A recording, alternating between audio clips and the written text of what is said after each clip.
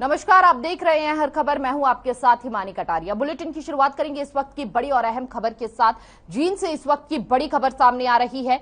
नए bus stand पर छात्रों का प्रदर्शन लगातार जारी है। आईटीआई के छात्र है ये जो प्रदर्शन कर रहे हैं। प्रदर्शन के खिलाफ छात्रों ने की प्रशासन के खिलाफ लगातार छात्र नारेबाजी करते हुए नजर आ रहे हैं। पटियाला चौक आईटीआई तक लोकल बस चलाने की मांग की जा रही है। बस स्टैंड के बाहर हाईवे पर जाम लग गया है प्रदर्शन के कारण। ऐसे में तमाम लोगों को परेशानियों का सामना करना पड़ रहा है। नए बस स्टैंड पर है तनावपूर्ण स्थिति। अधूरी तैयारियों के साथ शुरू हुआ है नया बस स्टैंड। तो इस वक्त की बड़ी और अहम जानकारी हम आपको दे रही है। नए बस स्टैंड पर छात्रों का प्रदर्शन लगातार जारी है। जींद में आईटीआई के छात्र कर रहे हैं ये प्रदर्शन। प्रशासन के खिलाफ लगातार नारेबाजी लगाते हुए छात्र नजर आ रहे हैं। पटियाला चौक आईटीआई तक लोकल बस चलाने की मांग पर अड़े हुए हैं छात्र आईटीआई के। और ऐसे में यह भी सामने आया है कि प्रशासन द्वारा जो इंतजामात किए गए हैं वह कहीं ना कहीं फीके हैं। तो तस्वीरों में आप देख सकते हैं, ऐसे में जाम की स्थिति उत्पन्न हो गई है, जहां पर आम जनता को जो है वहां से आने वाले गुजरने वाले लोगों को जाम की समस्या से सामना करना पड़ रहा है। तो इस विषय पे ज्यादा जानकारी के लिए हमारे साथ संवाददाता परमजीत जुड़ चुके हैं जींद से।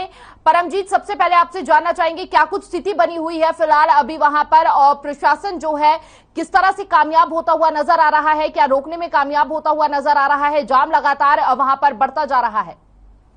बिल्कुल, देखिए एक महीने पहले जो है जींद का नया बस स्टैंड शिफ्ट हुआ है, जो पांडु पिटारे के पास बनाया गया था। और जो जींद का पुराना बस स्टैंड है वो जो है वहां से पुराने बस स्टैंड से नए बस स्टैंड में शिफ्ट कर दिया। तो जिसके कारण यहाँ पे जो कॉलेज है वो आईटीआई है, तो उसके कारण जो छात्र हैं वहाँ बसें नहीं रुकती, तो उनको काफी जो है आते समय लेट हो जाता है। तो जिसके चलते आज वहाँ सैकड़ों की संख्या में छात्र इकट्ठा होकर प्रशासन के खिलाफ नारेबाजी की है। और वहाँ जाम की स्थिति बनी हुई है, क्योंकि लगातार जो है वहाँ पे जो छात्र हैं वो बैठ गए हैं और सरकार के खिलाफ जो है नारेबाजी कर रहे हैं। लेकिन बात की जाए जो है 32 करोड़ के लागत से ये बस स्टैंड बनकर तैयार हुआ था। और अभी जो है जो रोडवेज के जीएम हैं गुलाब सिंह दुहन, उनका ये कहना है कि जो है अभी जो बसें आएंगी वो बाईपास निकाली जाएंगी, क्योंकि शहर में जो है जाम की स्थिति बन जाती है, जाम लग जाता है।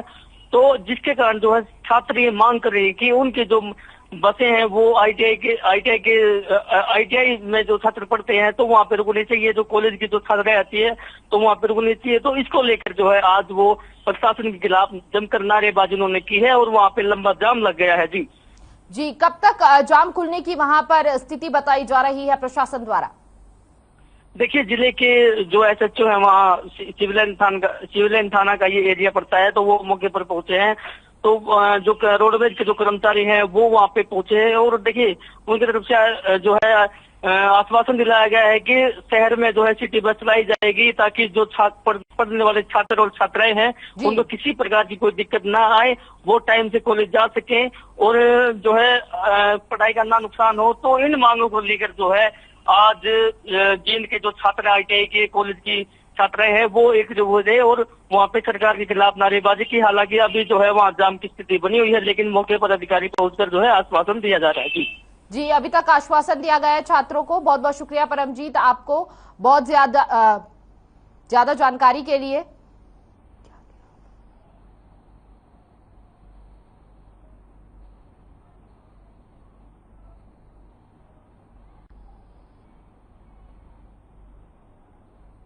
और सीधा रुक करेंगे इस वक्त की बड़ी और अहम खबर की और आपको बता दें कि कोंडली औद्योगिक क्षेत्र में लगी आग। इस वक्त की बड़ी जानकारी, कुंडली औद्योगिक क्षेत्र में आग लगी है। भीषण टूथपेस्ट बनाने वाली फैक्ट्री में ये आग लगी है। फैक्ट्री में रखा सामान जलकर सारा राख हो गया है। आग लगने के कारणों का अभी तक खुलासा नहीं हो पाया है। कड़ी मशक्कत के बाद हालांकि आग पर काबू पा लिया गया है, लेकिन आग बेहद भयंकर लगी थी। सोनीपत में इस वक्त की बड़ी जानकारी हम आपको दे रहे हैं। टूथपेस्ट बनाने वाली फैक्ट्री में ये आग लगी थी। फैक्ट्री में रखा सारा सामान, लाखों का सामान जलकर राख हो गया। आग लगने का कारण अभी तक सामने नहीं आ पाया है और कड़ी मशक्कत के बाद आग पर काबू पाया गया। तो कुंडली औद्योगिक क्षेत्र की फैक्ट्री में यह आग लगी थी। टूथपेस्ट बनाने वाली फैक्ट्री थी वह।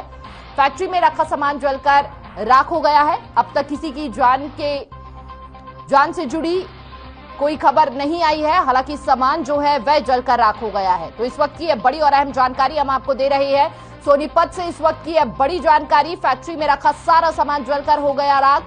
आग लगने के कारणों का अभी तक हालांकि खुलासा नहीं हो पाया है।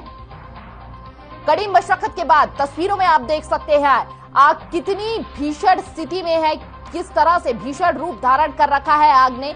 और ऐसे में टूथपेस्ट बनाने वाली ये फैक्ट्री थी जिसमें यह आग लगी है। आग लगने के कारणों का हालांकि अभी तक खुलासा नहीं हो पाया है। फायर ब्रिगेड की गाड़ी वहां पर पहुंची और कड़ी मशक्कत के बाद जो है आग पर काबू पाया जा सका।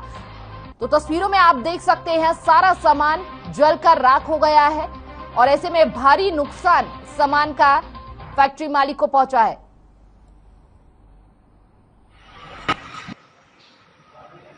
तकरीबन 4 बजे के आसपास आग लगी थी फैक्ट्री में और 12 गाड़ियों की मदद से आग पर काबू पाया गया है और आग पर अतिपूर्ण रूप से काबू पा लिया गया। किस चीज़ की फैक्ट्री थी ये टूथब्रश की फैक्ट्री थी। तो कोई दिक्कत आई हो? नहीं, कोई समस्या नहीं, कोई दिक्कत नहीं। कितना नुकसान हुआ है? भाई लगभग नुकसान तो अभी मालिक के अनुसार बताया जाएगा जी। और क्या कोई कारण पता लगा? कारण का भी तो मालिक ही बताएंगे जी। तो हरियाणा के राज्य खेल मंत्री संदीप सिंह ने ताऊ देवी लाल स्टेडियम पंचकुला का औचक निरीक्षण किया। इस दौरान ट्रैक पर सैर और व्यायाम करने वाले लोगों को राज्य खेल मंत्री संदीप सिंह ने समझाया कि ट्रैक खिलाड़ियों की प्रैक्टिस के लिए इसे खिलाड़ियों के लिए खाली रहने दें। ट्रैक पर भीड़ भाड़ रहने से खिलाड़ियों की प्रैक्टिस बाधित होती है। साथ ही खिलाड़ियों से रूबरू होकर उन्हें मोटिवेट किया और उनकी जरूरतों के बारे में खिलाड़ियों से ही बातचीत की। निरीक्षण के दौरान ड्यूटी से नदारद पाए गए एक एथलेटिक्स कोच को सस्पेंड भी किया गया। तो एक्शन में भी वहां पर मंत्री जो है नजर आए, खेल मंत्री, और साथ ही साथ जरूरी निर्देश वहां पर दिए गए और आम जनता से कहा कि वहां पर जो है स्टेडियम में ट्रैक पर ना घूमे ताकि खिलाड़ियों को कोई परेशानी ना आए।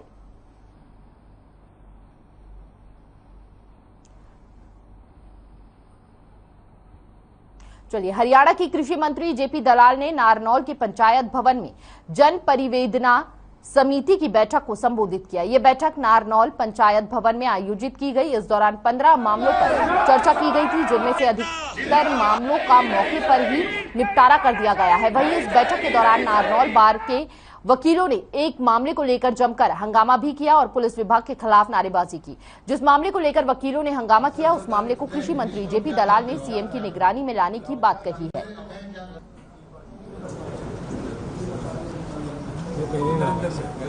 मंत्री जेपी दलाल ने संबोधित किया। साथ ही साथ नारनौल में यह अहम बैठक हुई जहां पर कृषि मंत्री जेपी दलाल ने जरूरी दिशा निर्देश भी दिए और ऐसे में आगे की नीति पर भी चर्चा हुई। कृषि मंत्री जेपी दलाल ने वहां पर संबोधित किया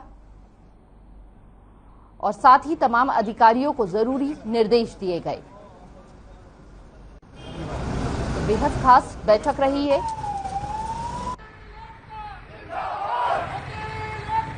अब जो ग्रीवेंसेस कमेटी की मीटिंग में साफ सब भाई उपस्थित थे और इसमें 4 मामले पुराने थे और लगभग 15 मामले नए थे। अधिकतर का समाधान हमने कर दिया है। 3-4 मामले पेंडिंग रखे हैं और यहाँ पर जो वक्फ का जब बड़ा मामला था, जो बावड़ी में कब्जे का विषय था, तो उसके हमने अधिकारियों को भी निर्देश दिए हैं और जो चेयरमैन वक्फ बोर्ड के हैं जाकर उससे भी बात की है कि समस्या का समाधान तुरंत से करें। वक्फ की ज़मीन जो हमारी यहाँ की शान है बावड़िया, उस पर कब्जे ना हो। ये जो वकील में आया था तो यहाँ प्रोटेस्ट कर रहे थे, इन्होंने अपनी समस्याएं रखी है। मैं वरिष्ठ अधिकारियों के संज्ञान में लेके आऊँगा, मुख्यमंत्री जी के संज्ञान में लाऊंगा और वो जो जाँच करके जो उचित कार्रवाई होगी वो करेंगे। आज आप किस लिए आए हैं? प्रोटेस्ट कर रहे हैं जो मामला है जिला बार एसोसिएशन के रणधावा सिंह के खिलाफ गत 2 मार्च को पुलिस अधीक्षक की मौजूदगी में थाने में एक 186, 332, 506 का झूठा मुकदमा दर्ज किया गया, जबकि उसकी कोई गलती नहीं थी। यहाँ महावीर चौक के ऊपर ट्रैफिक पुलिस के कांस्टेबल के द्वारा उसकी मोटरसाइकिल की जबरदस्ती चाबी निकाली गई और उसके बाद उसी के खिलाफ ही मुकदमा दर्ज किया गया और इसमें पूरी इन्वॉल्वमेंट है। प्रोटेस्ट लेकर इसलिए तो सीएम फ्लाइंग टीम की एक और बड़ी कार्रवाई। जी हां, गुरुग्राम में छापेमारी कर सीएम फ्लाइंग टीम ने अवैध रूप से चल रहे कमर्शियल और गैस सिलेंडर गोदाम पर पहुंचकर छापेमारी की है बता दें कि साइबर सिटी के नाम से मशहूर गुरुग्राम के सेक्टर 53 इलाके में अवैध रूप से कमर्शियल गैस सिलेंडर का कारोबार चल रहा था। आरोप है कि भारत और इंडियन गैस के कमर्शियल गैस सिलेंडर यहां से सप्लाई किए जा रहे थे। होटल और ढाबों में इन रसोई गैस सिलेंडर की कालाबाजारी की जा रही थी। टीम ने मौके से 227 खाली गैस सिलेंडर बरामद किए हैं, जबकि कुछ भरे हुए गैस सिलेंडर भी बरामद किए गए हैं। तो ऐसे में ये बड़ी सफलता कहीं ना कहीं मिली है, जहां पर 227 खाली गैस सिलेंडर बरामद किए गए हैं। कमर्शियल गैस सिलेंडर के गोदाम पर छापेमारी की गई और ऐसे में वहां पर अवैध कालाबाजारी करते हुए कई लोग मौके पर पाए गए। तो 227 खाली गैस सिलेंडर वहां से बरामद किए गए हैं, जहां पर सिलेंडरों की कालाबाजारी की जा रही थी। और अब तक की जो जानकारी प्राप्त हुई है उससे ये सामने आया है निकलकर कि ये सिलेंडर जो है वह होटल और ढाबों के लिए सप्लाई किए जाते थे। तो तस्वीरों में आप देख सकते हैं 227 खाली गैस सिलेंडर प्रशासन द्वारा वहां पर बरामद किए गए हैं और ऐसे में सिलेंडर्स की कालाबाजारी वहां पर की जा रही थी। कमर्शियल रूप से कमर्शियल गैस सिलेंडर थे ये, अवैध रूप से वहां पर गोदाम चलाया जा रहा था, जिस दौरान मौके पर पुलिस प्रशासन पहुंची, छापेमारी की गोदाम पर और ऐसे में 227 गैस सिलेंडर वहां पर प्राप्त हुए।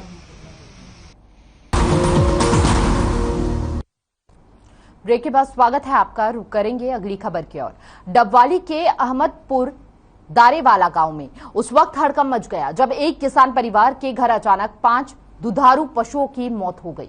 यह सिलसिला लगभग एक सप्ताह से जारी है। घटना के बाद हरकत में आए पशु चिकित्सा विभाग की ओर से किसान के दुधारू पशुओं की रोजाना रिपोर्ट ली जा रही है, जहां एक मृत पशु की बॉडी को हिसार पशु विभाग में पोस्टमार्टम के लिए भेज दिया है। बता दें कि 5 पशुओं की मौत के बाद 3 पशुओं की तबीयत फिर खराब होती नजर आ रही है, जिससे पशु चिकित्सा विभाग में काफी हड़कंप मच गया है।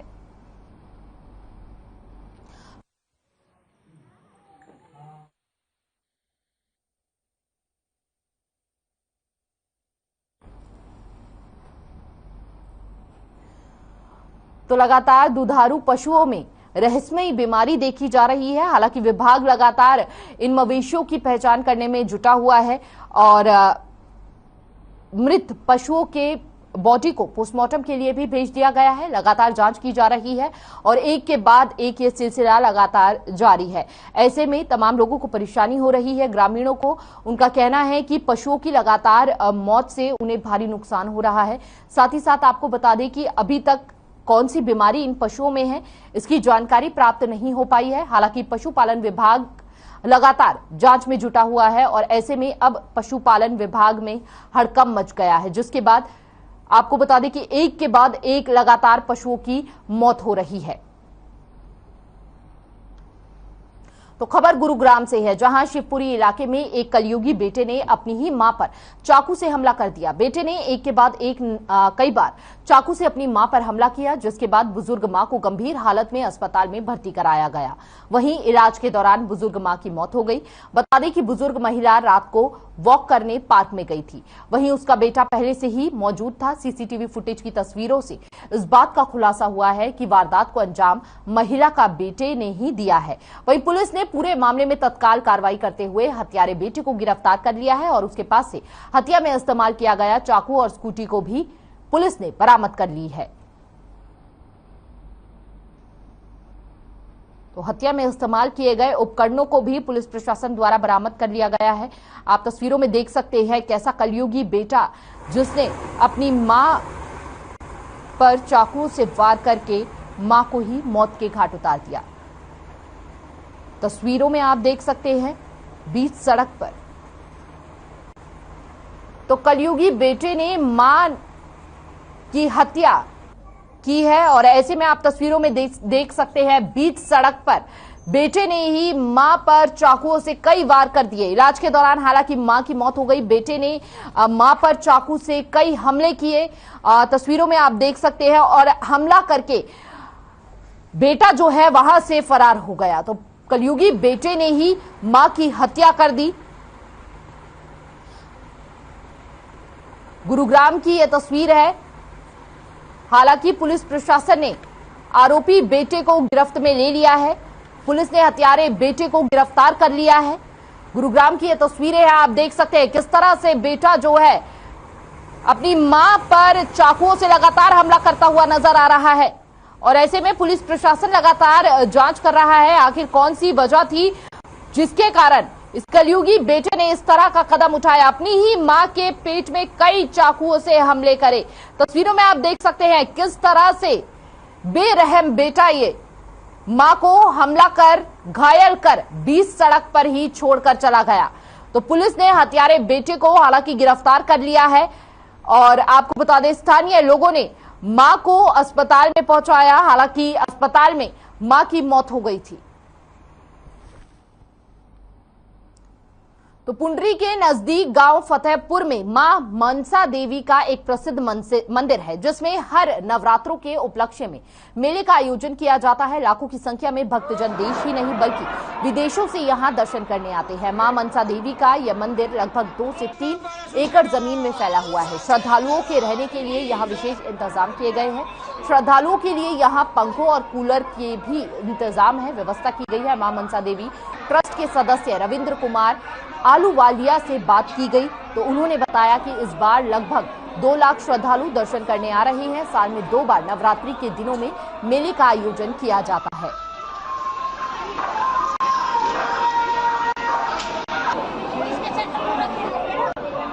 तो तस्वीरों में देख सकते हैं भारी संख्या में श्रद्धालु मंदिर परिसर में पहुंचे हुए हैं। ऐसे में विदेशों से भी माता रानी के दर्शन करने श्रद्धालु यहां पर आते हैं।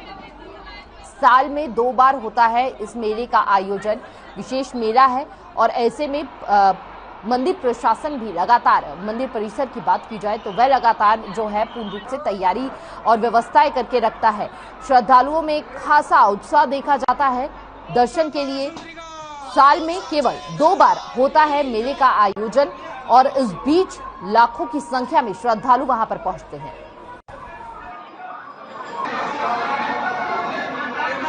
आपका कहाँ से आए हो आप? कितने साल हो गए आपको यहाँ आते हुए? 32 साल। क्या मान्यता आपकी इस मंदिर के? मान्यता सब कुछ इसके दिन हमारे नहीं, यहाँ क्या मिलता आपको आके? सुकून मिलता है। हमारे अल्लूवालिया जी। साहब क्या कहना आपका इस मंदिर के बारे में? ये मंदिर बहुत पुराना है जी, बड़ा प्राचीन मंदिर है, बहुत मान्यता है इसकी। कम से कम 20 गांव से आदमी यहाँ आते हैं, चाहे वो छत्तीसगढ़ में काम करते हो या कहीं हिंदुस्तान में कहीं भी काम करते हो, आते हैं, माता की धोख लगाते हैं, माता की पूजा करते हैं, माता का प्रसाद बांटते हैं। ये कितने साल पुराना मंदिर है? कम से कम ये 400 साल पुराना मंदिर है।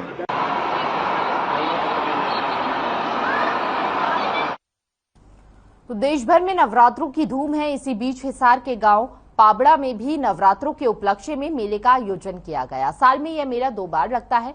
माता चंडिका मंदिर में सुबह से ही भक्त पूजा अर्चना करने के लिए आने लगते हैं। मंदिर की इतनी मान्यता है कि लोग दिल्ली मुंबई से भी यहां आकर दर्शन करने पहुंचते हैं। आप भी देखिए हिसार से हमारे संवाददाता अनूप कुंडू की विशेष रिपोर्ट।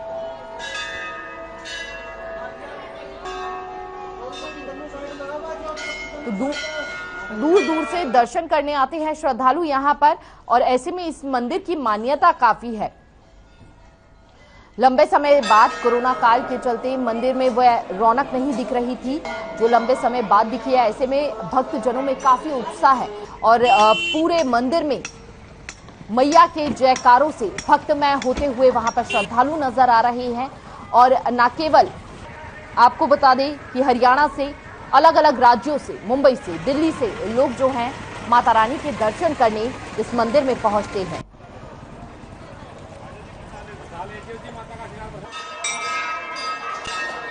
मेरा नाम कुसुम है और हम लोग यहाँ पे जो नवरात्रि चरण का 7वां दिन कालरात्रि माता का होता है, तो हम माता कालरात्रि के लिए पूजा करने आए थे। यहाँ पे साल में 2 बार मेला भरता है और जो कि बहुत बड़ा मेला होता है। यहाँ के आसपास के जो एरिया है और दूर दराज से भी लोग यहाँ पे पूजा करने के लिए आते हैं। ये माता की बहुत मान्यता मानी जाती है। आज माता कालरात्रि का 7वां नवरात्रा है।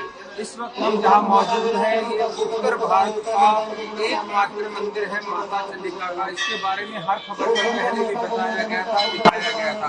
आज अंत में यहाँ पर लगनी शुरू हो गई है। सुबह 4 बजे यहाँ पर भक्तजन आना शुरू हो जाते हैं और नवरात्रों की सप्तमी के दिन बहुत बड़ा मेला यहाँ पर भरता है। आप तस्वीरों में भी देख पा रहे होंगे। दर्शन करने आते हैं यहाँ पर श्रद्धालु। माता रानी की बेहद मान्यता है। बेहद खूबसूरत तरीके से मंदिर परिसर द्वारा मंदिर को सजाया गया है। तमाम व्यवस्था वहां पर की गई है। तस्वीरों में आप देख सकते हैं श्रद्धालुओं की भीड़, श्रद्धालुओं का तांता लगा हुआ है सुबह से ही मंदिर में, और ऐसे में विशेष मान्यता है इस मंदिर की। तो यहां पर आपको बता दें कि दूर दूर से दर्शन करने आते हैं श्रद्धालु यहां पर, और ऐसे में माना जाता है कि इस मंदिर में सभी की मनोकामना पूर्ण होती है। तो न केवल हरियाणा से, यहां पर दिल्ली और मुंबई के भी कई लोग आते हैं माता रानी के दर्शन करने के लिए। मंदिर की काफी मान्यता है और ऐसे में लोगों का मानना है कि मंदिर में दर्शन करने के बाद हर मनोकामना पूरी हो जाती है।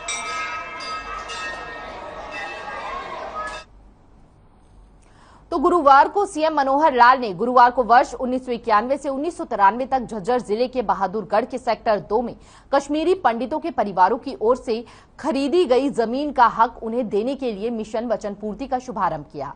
इस मिशन के माध्यम से अब इन परिवारों का 3 दशक का लंबा इंतजार खत्म होगा और ऐसे 182 परिवारों को प्लॉट का आवंटन किया जाएगा। वहीं चंडीगढ़ में आयोजित राज्य स्तरीय कार्यक्रम में सीएम मनोहर लाल ने मिशन वचन पूर्ति की ऐतिहासिक घोषणा करते हुए कार्यक्रम में विशेष रूप से आमंत्रित किए गए कुछ लाभार्थियों को मालिकाना हक के कागजात सौंपे। वहीं कार्यक्रम में वर्चुअल माध्यम से जिलों से कैबिनेट मंत्री, राज्य मंत्री और प्रशासनिक अधिकारी भी जुड़े। कार्यक्रम में उपस्थित एक लाभार्थी ने लगभग 30 साल पहले खरीदी गई जमीन का हक उन्हें दिलाने के लिए मुख्यमंत्री का धन्यवाद किया।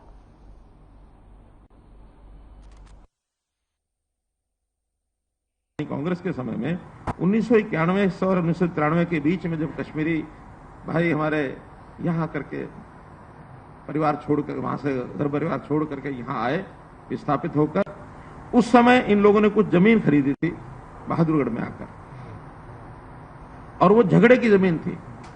खरीद तो उन्होंने ली, लेकिन कोई झगड़ा था, उस झगड़े के अंदर वो प्लॉट उनको मिल नहीं पाए। और 91-92 से लेकर और 2013-14 तक कोई सोल्यूशन निकला नहीं। 14 के बाद जब वो विषय हमारे पास आया, हमने आकर के अब उसमें से 7 परिवारों को तो पहले दिया जा चुका था। 21 परिवारों ने अपनी जमीन खरीदी और खरीद के बाद में फिर वो झगड़े वाली भले थी लेकिन उन्होंने बेच दी अपनी। 28 और 182 परिवारों को आज वो प्लॉट दे दिए जाएंगे। यानी एक, इसको हमने वचन पूर्ति कहा है। वचन पूर्ति यानी एक वचन दिया है कि हम उनको हम पूरा करेंगे, और पूरा करने के बाद उनके 184 परिवारों में से कुछ यहाँ जाए हैं, उनको भी ये कार्ड जो है, ये इनके जो अधिकार, मालिकाना अधिकार, उनको उन प्लॉट्स का दिया जाएगा। मैं पेंशन के लिए बहुत भागा जी, किसी ने मेरी सुनाई नहीं करी। मेरे को फोन मार के बुलाया था जी, फिर उन्होंने कहा भी तेरी पेंशन लग जाएगी और 7 तारीख को वहाँ पे CMC के पास जाना है जी, तो यहाँ पे आए तो हमारा काम बन गया जी। मैं धन्यवाद करना चाहता हूँ।